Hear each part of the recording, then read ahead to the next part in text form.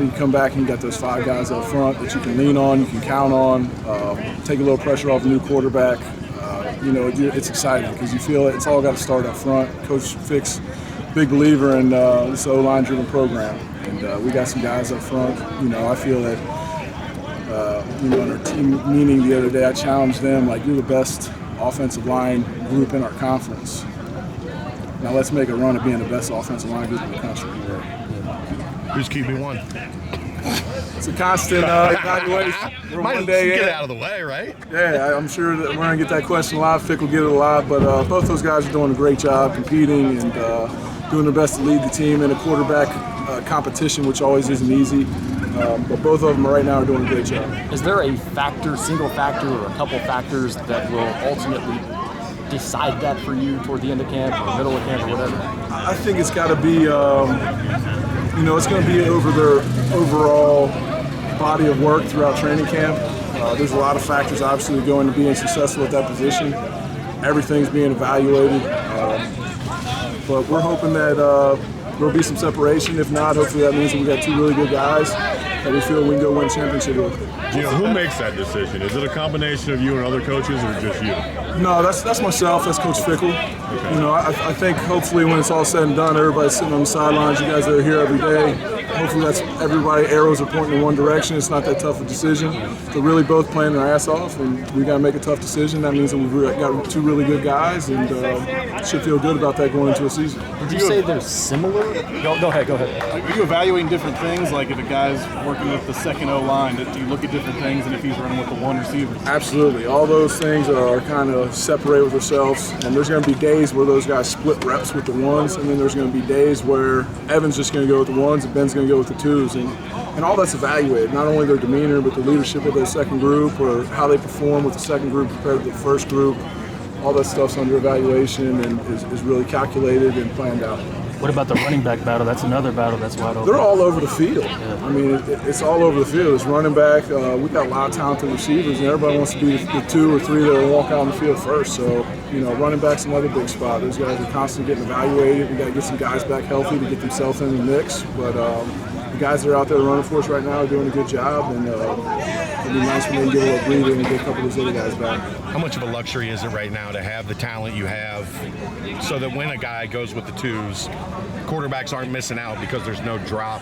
That's key, especially at the offensive line group. And, we feel that we've got close to 10 that we can count on and put into the game. And it's not fair to the second quarterback if he's going with the second offensive line group that can't protect him. He doesn't have time to go through his reads and his progression. So it's critically important. We've all seen what Corey Kiner could do with Roger Bacon. We saw what he did at LSU.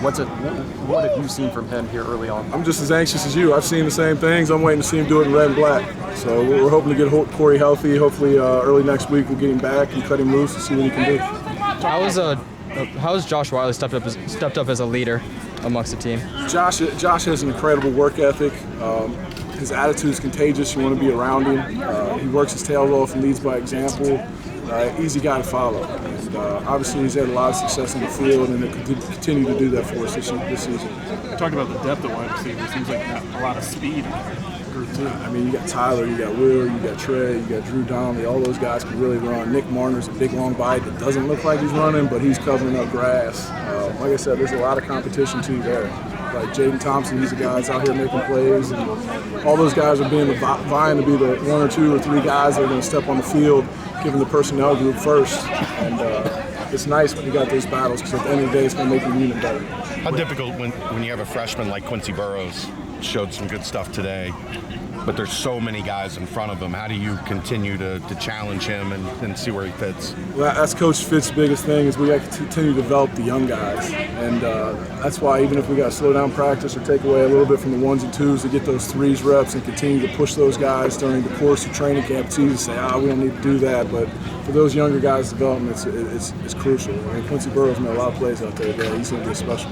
When you look at Evan and Ben, how similar or different are they in their command of the offense and their skill set? Are they more similar or more different? I think you know the answer to that. Skill set wise, they're very different, right? Evan Prater's very dynamic with the ball in his hands, similar to Desmond Ritter. He's really improved as a passer. Ben Bryant's more of a pocket passer, ball placement, arm strength. So when we script practice, we're trying to script to those guys' skill set, right? To make sure we're going out there and giving those guys a chance to be successful. And but depending on who's the starter, the offense will be blended to suit that guy's skill set. With 2 older elite tight ends, will 12 personnel be a big part of Gino Guidugli's offense? Absolutely. We got to get those guys on the field. In our conference especially, not a lot of people see 12 personnel. We're looking for it on film to try to get, our game plan in. We don't get it a lot. You don't see it. There's not a lot of evidence of it, but we're gonna do it. We got to get Josh and Lenny on the field. They're a matchup problem. Both of those guys are willing and efficient blockers. And again, now that's putting pressure on whoever's corners are to isolate Trey and Tyler or Nick and Jaden, whoever it is on the outside. Everybody's in the box. Those guys are isolated one-on-one, so I think that plays into our hands. One more for Coach. Joe Huber has been getting the looks at first-team right tackle. Tell us about his rise from walk-on to scholarship player to running with the ones. Joe's been unbelievable since he got here. When he walked in the door, you looked at him and you said, man, this kid's got the body that one day if he continues to grow, progress, gets a little bit more athletic, gets a little bit stronger, he'll have a chance. And to me, it's just a statement to what he's done since he's came here. All he does is work. He doesn't say a word. He's a man of few words, but he goes and he works. It's very important to him. And Joe's the type of guy that you give him opportunity, he's going to take full advantage of it. Thanks, Coach. Appreciate you guys. Appreciate you, man.